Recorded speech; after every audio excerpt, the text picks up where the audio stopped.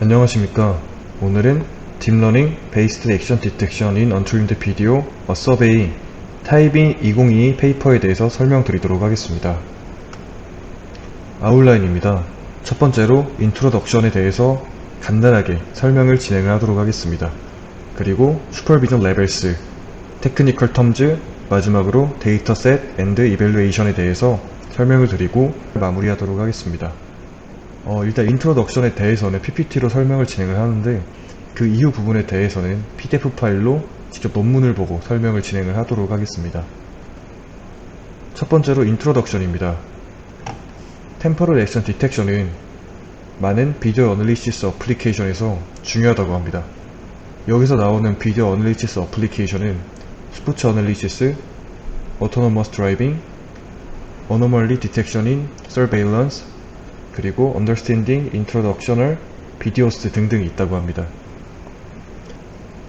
그리고 리미트 슈퍼비전을 이용한 학습에서의 스킴은 훈련 페이지에서 액션의 어노테이션에 사용할 수 없거나 또한 부분적으로 사용할 수 있을 때라고 합니다. 왜냐하면 긴 언트레인드 비디오에서의 어노테이팅은 매우 큰 시간 소비가 있다고 합니다. 그래서 액션 디텍션 메소드를 디자이닝 할 때 리미트 슈퍼비전으로 디자이닝 하는 게 파퓰러하다고 합니다. 그 다음으로는 트림드 비디오와 언트림드 비디오에 대해서 간단하게 설명을 드리도록 하겠습니다. 여기서 트림드 비디오는 아래 나온 설명과 같이 Pre-Segmented Video Clips라고 합니다. 말 그대로 그 사전에 분리가 된, 세그먼트가 된 비디오라고 하는데 해당 부분은 아래쪽에 언트림드 비디오를 설명을 드린 이후에 그림을 보고 다시 한번 설명을 드리도록 하겠습니다. 언트림드 비디오는 이제 트림드 비디오와 반대로 언세그먼테이티드 비디오스라고 합니다. 즉, 트림드 비디오 같은 경우에는 사전에 미리 분리가 된 이라는 의미를 가지고 있고 언트림드 비디오 같은 경우에는 애초에 분리가 되지 않은, 즉 편집이 되지 않은 의미로 이해하시면 될 것 같습니다. 이 하단 부분에서 보았을 때 이제 하단에 있는 그림은 롱 점프라는 어떠한 영상에 대해서 나타난 것입니다. 이제 왼쪽에서부터 오른쪽까지 동영상이 진행이 된다고, 비디오가 진행이 된다고 이해하시면 될 것 같고 이제 전체적으로 보았을 때는 이제 롱 점프를 하기 전에 이제 스타디움의 모습이나 이제 해당 선수가 어떤 세레머니를 하는 것이나 그 이후에 심판의 모습, 마무리가 되는 모습까지 포함이 되어 있습니다. 이런 비디오를 언트림드 비디오라고 합니다. 근데 여기 이제 색깔이 들어가 있는 해당 롱점프만 하고 있는 이 비디오를 두고 트림드 비디오라고 얘기를 합니다. 즉, 본인이 관심 있는 부분에 대해서 그 부분에 대해서만 분할을 해서 따로 클립을 만든 것이 트림드 비디오라고 이해하시면 되고 또한 이렇게 편집이 되지 않은 그 이전 상황과 이후 상황이 모두 포함이 되어 있는 비디오를 언트림드 비디오라고 이해하시면 될 것 같습니다. 여기서 언트림드 비디오는 이제 포함이 되어 있다고 하는데 이제 여러 액션 인스턴스 그리고 또 순간의 어떤 각 액션의 전후 순간 그리고 다른 액션으로의 전환이 포함이 되어 있다고 합니다.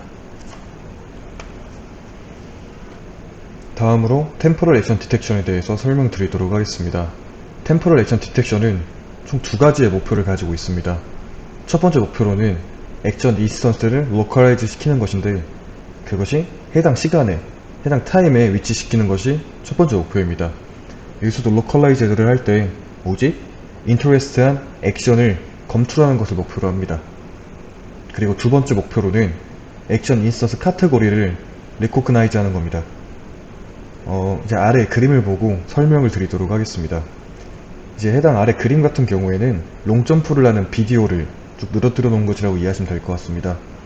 해당 비디오에서 여기 보시다시피 첫 번째 목표가 액션 인스턴스를 제 시간에 위치시키는 것이라고 말씀드렸는데 여기 보시는 것처럼 롱점프라는 저희가 원하는 그러한 부분을 이렇게 딱 검출을 한 것을 확인할 수도 있습니다. 이제 인터레스트한 액션 인스턴스를 그 해당 롱점프를 하는 시간에 로컬라이즈 했다고 이해하시면 될 것 같고 그 두 번째 목표인 액션 인스턴스 카테고리를 리코그나이즈 하는 형태인데 이제 롱점프하는 액션 인스턴스를 그 시간을 로컬라이즈를 했고 또 해당 그 액션 인스턴스가 어떠한 카테고리인지, 이제 아래 그림 같은 경우에는 롱점프라는 카테고리라고 레코그나이즈 한 것을 확인할 수 있습니다. 그 다음으로는 템포럴 백그라운드에 대해서도 설명을 간단하게 드리도록 하겠습니다. 템포럴 백그라운드는 other activity의 템포럴 인터벌스라고 되어 있는데, 이것은 해당 셋에, 그 액션의 셋에 두지 않은 그 셋 내부에 존재하지 않은 액션의 액티비티들이라고 이해하시면 될 것 같습니다. 또한 아래 그림을 보시면 확인할 수 있는데, 이전에 보았던 동일한 그림인데, 이제 롱점프라는 그 인스턴스를 로컬라이즈드 하고 이제 그거에 대한 카테고리를 레코그나이즈를 했습니다. 이제 그 외적으로 아까 이전에 말씀드렸던 것처럼 심판이 깃발을 든 모습이라든지 아니면 선수가 서 있는 모습, 그 관중들의 모습들은 이제 셋에 포함되어 있지 않은 액티비티이기 때문에 그 부분들은 따로 로컬라이즈드를 하거나 레코그나이즈를 하지 않은 것을 확인할 수 있습니다. 해당 부분들을 템포럴 백그라운드라고 이해하시면 될 것 같습니다. 다음으로는 템포럴 액션 디텍션과 오브젝트 디텍션의 관계에 대해서 간단하게 설명을 드리도록 하겠습니다. 이제 해당 두 부분에 대해서는 목표가 동일한데, 그 목표는 인터레스트한 인스턴스를 로컬라이즈드 하는 게 목표라고 합니다. 이제 템포럴 액션 디텍션 같은 경우에는 액션 인터벌스 인 템포럴 도메인이라고 되어 있습니다. 아까 말씀드렸던 것처럼 해당 인터레스트한 인스턴스를 각각 이렇게 위치시킨 것을 확인할 수 있고, 오브젝트 디텍션 같은 경우에는 오브젝트 바운딩 박스를 시공간적 도메인으로 이렇게 각각 사람, 말과 같이 저희가 흥미를 가지고 있는 그 인스턴스를 이렇게 구분을 해놓은 것을 확인할 수 있습니다. 그 다음으로는 템포럴 액션 디텍션과 세멘틱 세그멘테이션의 관계에 대해서 설명을 드리도록 하겠습니다. 이제 두 문제 또한 동일하게 모든 싱글 인스턴스를 클래시피하는 것이 목표라고 하는데, 이제 템포럴 액션 디텍션 같은 경우에는 frames in temporal domain이라고 되어 있습니다. 즉 해당 부분에서 이 공간들을 보았을 때 이제 색깔별로 이제 각각의 그 싱글 인스턴스들을 구분한 것이라고 이해하시면 될 것 같습니다. 즉 간단하게 보았을 때 여기에서 어떤 펜을 뒤집히고 있다거나 아니면 팬케이크를 놓고 있다거나 이러한 부분들을 싱글 인스턴스마다 분류를 해놓은 것으로 이해하시면 될 것 같고, 이제 세멘틱 세그멘테이션 같은 경우에는 이제 관심이 있는 그 싱글 인스턴스마다 이렇게 픽셀 단위로 이제 모두 이렇게 분류를 해놓은 것을 확인할 수 있습니다. 분홍색 같은 경우에는 말, 그리고 약간 연분홍 같은 경우에는 사람, 그 뒤쪽에 돌 같은 경우에는 이런 식으로 회색깔로 표현을 한 것처럼 이제 두 가지 템포럴 액션 디텍션과 오브젝트 디텍션, 그리고 템포럴 액션 디텍션과 세멘틱 세그멘테이션의 관계에 대해서도 간단하게 알아보았습니다. 다음으로는 슈퍼비전 레벨스에 대해서 설명드리도록 하겠습니다. 템포럴 액션 디텍션에서의 목표는 언트윈드 비디오에서 프리사이즈 템포럴 바운더리와 액션 인스턴스의 레이블을 찾는 것이 목표라고 합니다. 그런데 트레인 셋에서의 어노테이션 가용성에 따라 템포럴 액션 디텍션은 이제 해당 세팅에서 이제 연구될 수 있다고 합니다. 여기서 나오는 해당 세팅은 플리 슈퍼바이즈드, 위클리 슈퍼바이즈드, 그리고 언슈퍼바이즈드, 세미 슈퍼바이즈드 등등 이렇게 설명이 나와 있는데, 해당 부분에 대해서 간단하게 설명을 드리도록 하겠습니다. 플리 슈퍼바이즈드 액션 디텍션에서는 훈련 시 템포럴 바운더리와 액션 인스턴스의 레이블이 모두 사용 가능하다고 합니다. 그리고 위클리 슈퍼바이즈드 액션 디텍션에서는 오직 액션 인스턴스의 비디오 레벨 레이블만 사용 가능하고, 또한 순서 없이 액션 레이블이 사용될 수도 있고 또한 사용될 수 없을 수도 있다고 합니다. 그리고 언슈퍼바이즈드 액션 디텍션입니다. 해당 부분 같은 경우에는 액션 인스턴스의 어노테이션을 사용할 수 없다고 합니다. 그리고 세미 슈퍼바이즈드 같은 경우에는 또 데이터셋이 분리가 되어 있는데, 작은 셋 S1 그리고 라지 셋 S2가 분리가 되어 있습니다. 여기서 S1 같은 경우에는 풀리 어노테이션으로 이제 풀리 슈퍼바이즈드에 사용하는 어노테이션을 사용한다고 이해하시면 될 것 같고, 또 반면에 S2 같은 경우에는 이제 어노테이션을 사용할 수 없거나, 또한 어노테이션을 비디오 레벨 레이블만 사용할 수 있는 셋으로 구성이 되어 있습니다.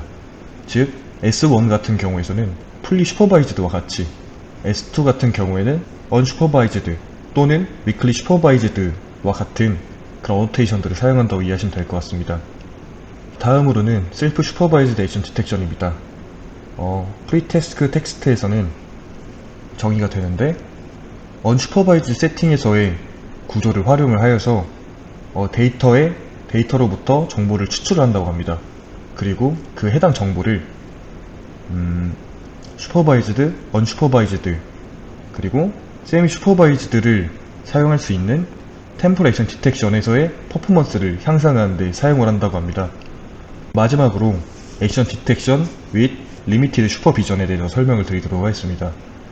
리미티드 슈퍼비전은 풀 슈퍼비전과 반대인데, 어노테이션을 사용할 수 없거나 또는 부분적으로 사용할 수 있을 때입니다. 풀 슈퍼비전 같은 경우에는 어노테이션을 모두 사용할 수 있을 때입니다. 그렇기 때문에 이제 해당 논문에서는 우리는 리미티드 슈퍼비전에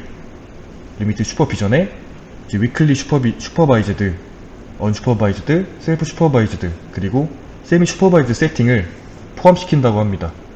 위에서 설명드린 부분들을 테이블 1에서 간단하게 정리를 해주고 있습니다. 여기 보이는 체크 표시는 available로 사용 가능한, X 표시는 사용 불가능한, 이 별표는 부분적으로 사용 가능하다고 합니다. 그래서 현재 이 테이블을 보면 풀리 슈퍼바이즈드 같은 경우에는 액션 템포럴 바운더리스와 액션 레이블스 둘 다 모두 사용 가능합니다.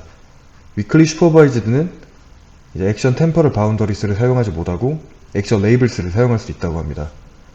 언슈퍼바이즈드는 둘 다 사용 못한다고 나와있고, 세미 슈퍼바이즈드는 둘 다 부분적으로 사용할 수 있다고 얘기를 하고 있습니다.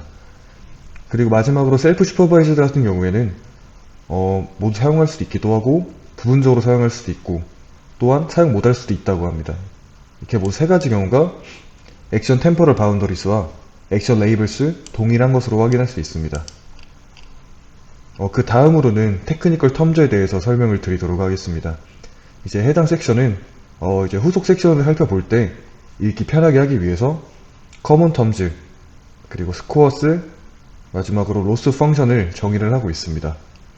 데피니션 1부터 설명을 드리도록 하겠습니다. 데피니션 1, 템포럴 액션 디텍션입니다.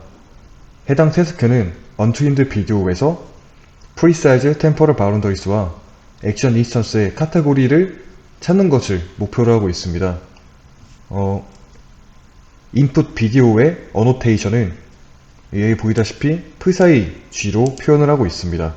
그리고 해당 프사이 G에는 액션 인스턴스 셋이 포함이 되어 있다고 하는데, 해당 부분은 아래와 같이 나타낼 수 있습니다. 해당 공책에서 나온 n은 액션 인스턴스의 개수라고 합니다.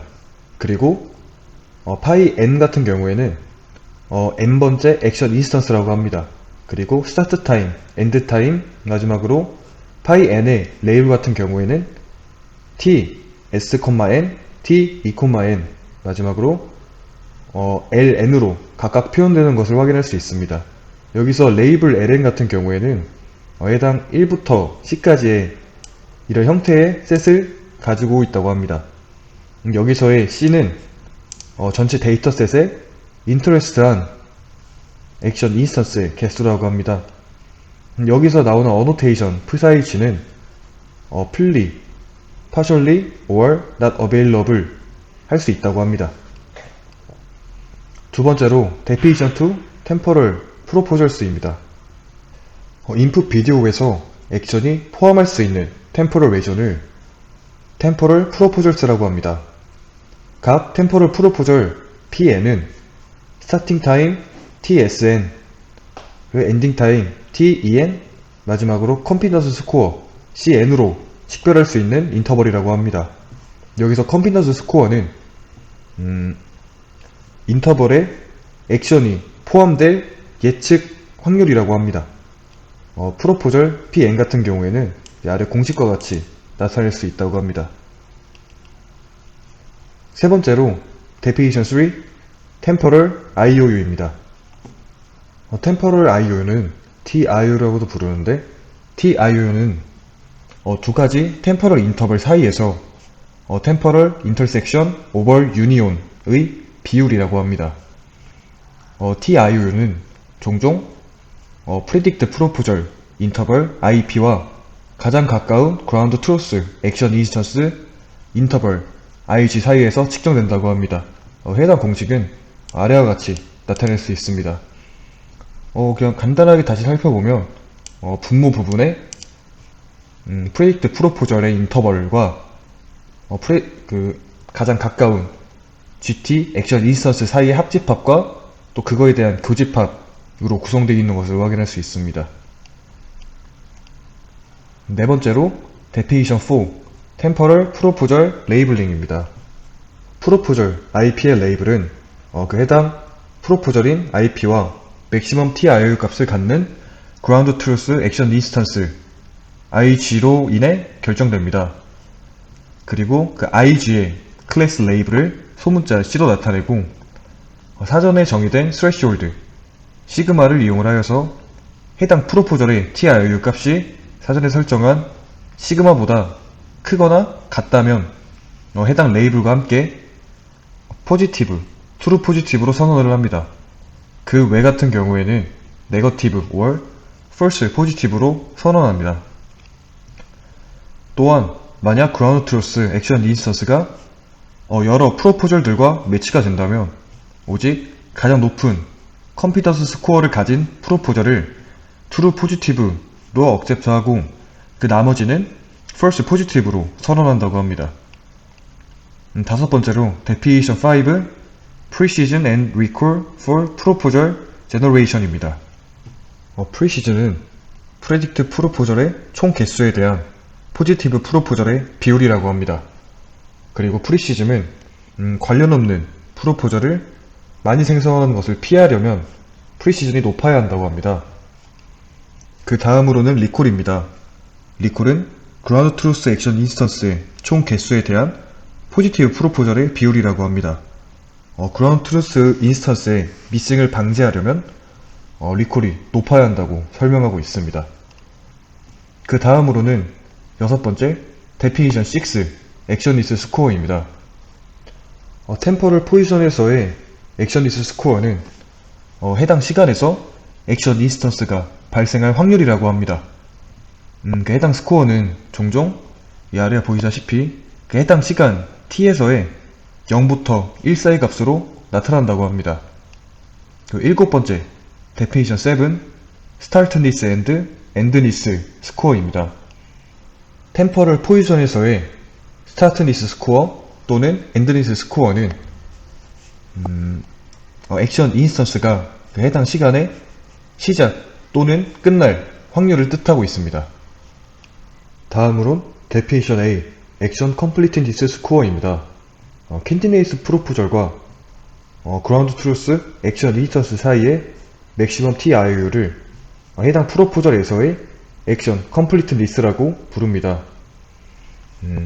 낮은 TIOU를 갖는 incomplete 프로포절들과 함께 ground truth interval은 높은 클래시피케이션 스코어를 가질 수 있다고 합니다.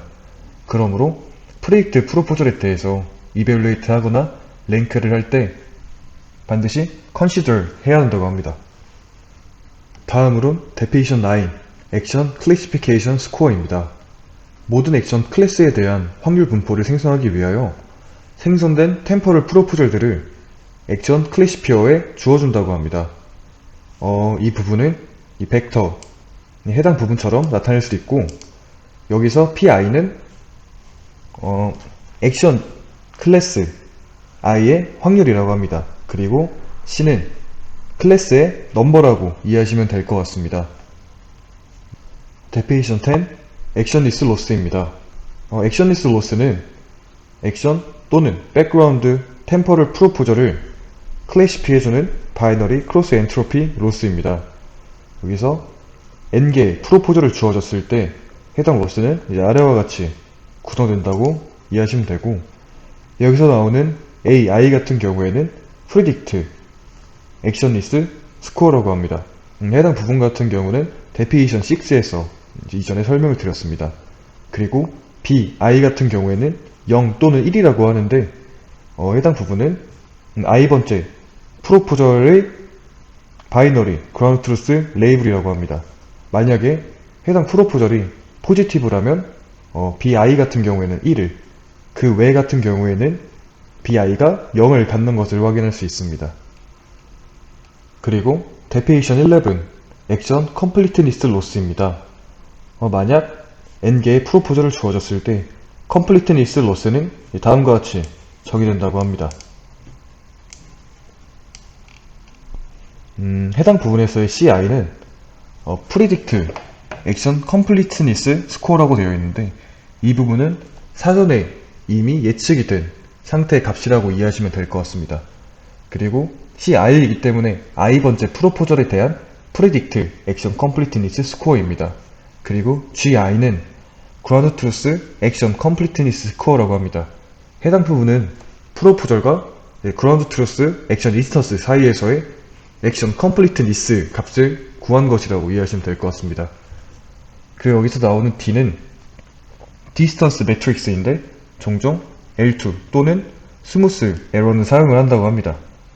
여기서 LI는 i번째 프로포절의 레이블이라고 합니다. 그리고 해당 컨디션이 있는데, 이 컨디션이 나타내는 의미는 오직 포지티브 프로포절에 대해서만 해당 부분을 컨시더를 하겠다라는 의미로 이해하시면 될 것 같습니다. 그리고 n포즈는 포지티브 프로포절의 개수라고 합니다. 각 미니배치 동안에 포지티브 프로포절의 개수가 n포즈입니다. 데피니션 12, 액션 오버랩 로스입니다. 그라운드 트루스와 함께 더 높은 템퍼럴 오버랩을 갖는 프로포절에 리워드를 해주는 방식입니다. 공식은 아래와 같이 구성이 되어 있고, 여기서 나오는 PI 같은 경우에는 i번째 프로포절에 대한 클래시피케이션 프로바빌리티 벡터라고 합니다. 그리고 PI 그리고 위첨자 LI 같은 경우에는 액션 클래스 LI의 프로바빌리티라고 합니다.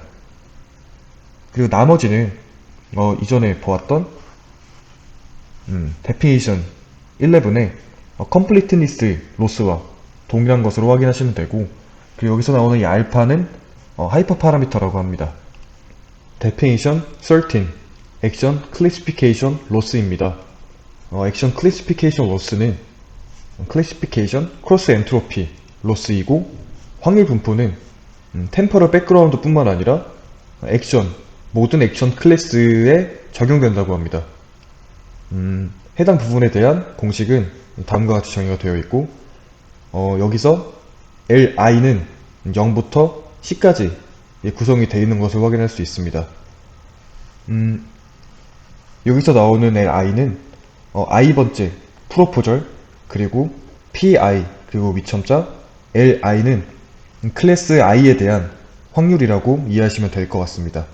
그리고 여기서 나오는 0이 템포럴 백그라운드라고 이해하시면 될 것 같습니다. 그리고 위클리 슈퍼바이즈드 액션 디텍션에 대해서 간단하게 설명드리고 넘어가도록 하겠습니다.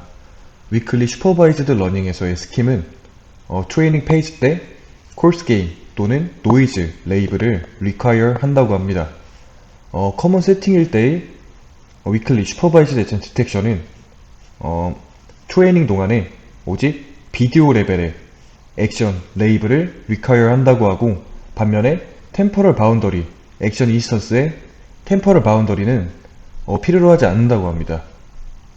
그리고 테스팅을 진행을 할 때는 액션의 레이블과 템포럴 바운더리를 프레딕트 한다고 합니다. 이어서 데피니션 15, 템포럴 클래스 액티베이션 맵스 T캠에 대해서 설명을 드리도록 하겠습니다.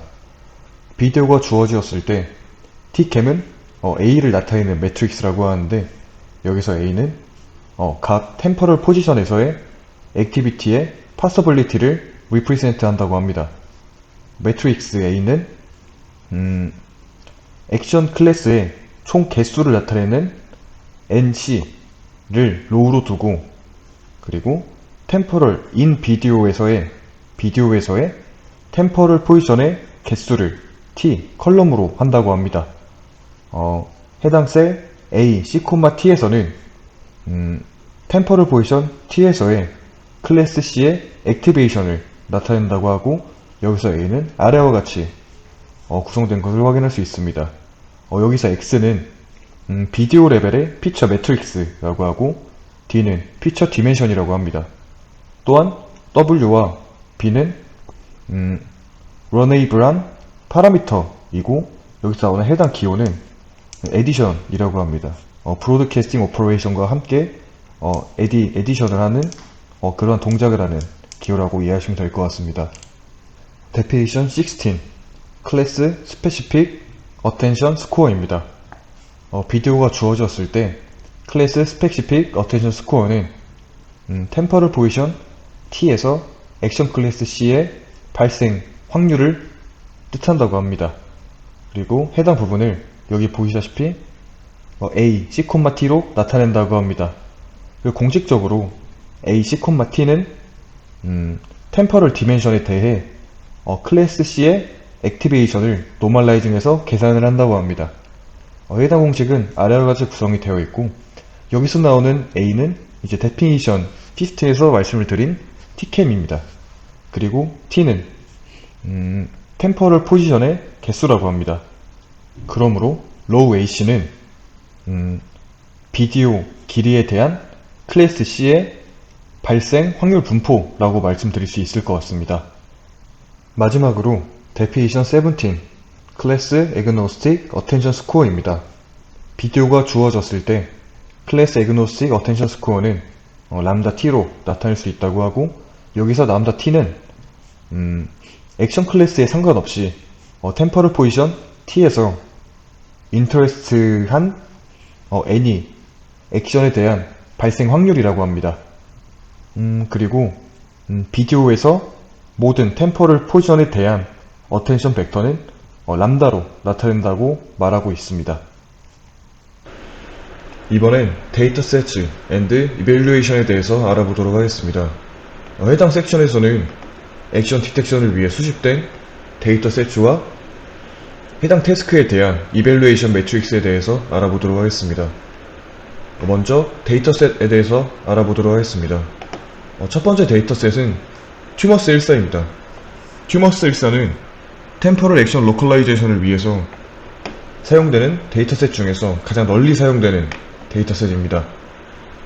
튜머스 14는 클래스가 20개를 가진 템퍼럴 어노테이션과 함께 트레이닝 그리고 테스트의 비디오가 각각 200개 그리고 213개로 구성이 되어 있다고 합니다.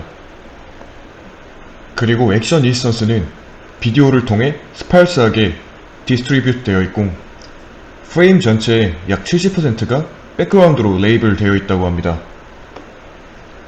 그리고 비디오당 액션 인스턴스의 개수는 15.5, 그리고 디스팅ct 액션 인스턴스의 경우 1.1개라고 합니다. 마지막으로 비디오당 디스팅ct 액션의 최대 개수는 맥시멈 넘버는 3이라고 합니다. 그 다음으론 멀티 튜머스입니다.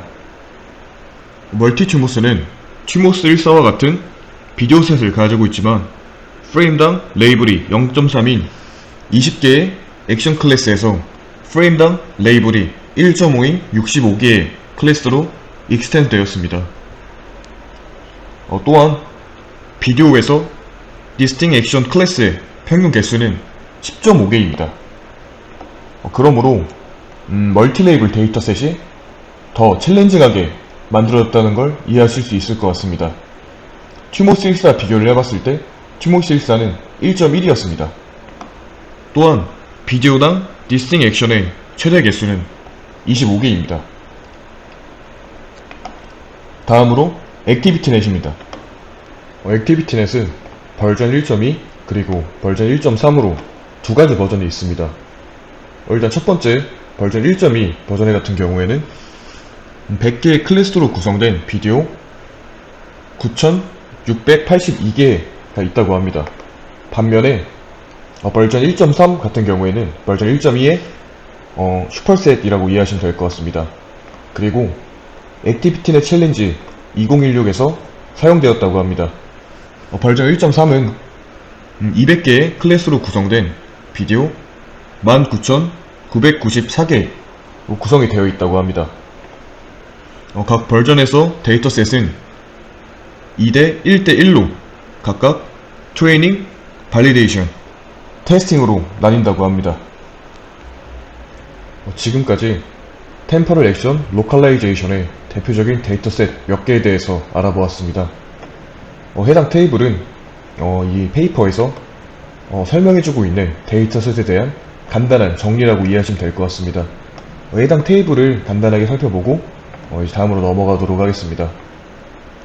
일단 데이터셋으로는 튜모스 14, 멀티튜모스, 액티비티넷 등등 다양한 데이터셋들이 구성되어 있습니다. 해당 부분에 설명하고 있는 것은 이제 액티비티 타입이 있습니다. 튜모스 14 같은 경우에는 스포츠, 멀티튜모스 또한 스포츠입니다. 그리고 액티비티넷은 휴먼 액티비티스 등등, 블랙퍼스트 같은 경우에는 쿠킹, 그리고 아바 같은 경우에는 무비로 구성되어 있습니다. 여기 나와 있는 비디오스는 이제 각각 몇 개의 비디오로 구성이 되어 있는지 알려주고 있고, 그리고 액션 카테고리, 이 비디오가 몇 개의 액션 카테고리로 구성이 되어 있는지 설명을 해주고 있습니다. 그리고 평균 비디오 길이입니다. 초 단위로 보았을 때 다음과 같이 구성이 되어 있고, 비디오당 평균 액션 인스턴스의 개수는 또 이와 같이 동일하게 표시가 되어 있습니다. 그리고 프레임당 레이블, 그러니까 멀티 레이블의 여부를 붓고 있는 건데, 해당 부분 또한 이렇게 yes와 no로 구성이 되어 있는 것을 확인할 수 있습니다. 다음으로는 이벨루에이션 매트릭스입니다. 해당 섹션에서는 프로포절 제너레이션 그리고 템포럴 액션 디텍션의 퍼포먼스를 이벨루에이트 하기 위해 디자인된 매트릭스에 대해서 설명을 드리도록 하겠습니다. 첫 번째로 템포럴 액션 프로포절 제너레이션에 대해서 설명드리도록 하겠습니다.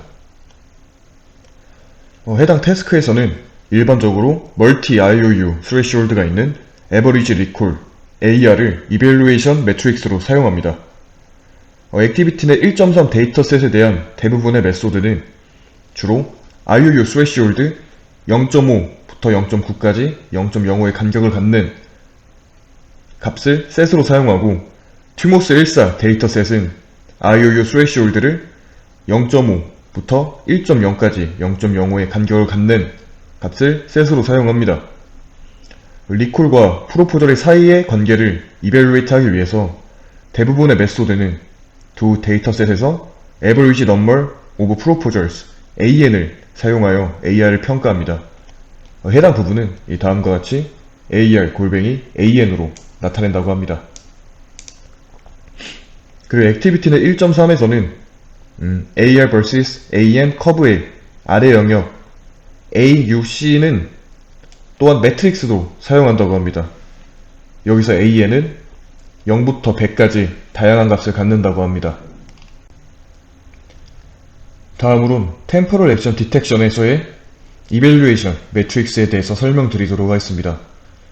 해당 태스크는 Mean Average Precision MAP를 이벨루에이션 매트릭스로 사용을 합니다. 여기서 Average Precision AP는 각 액션 클래스에 대해서 계산된다고 합니다.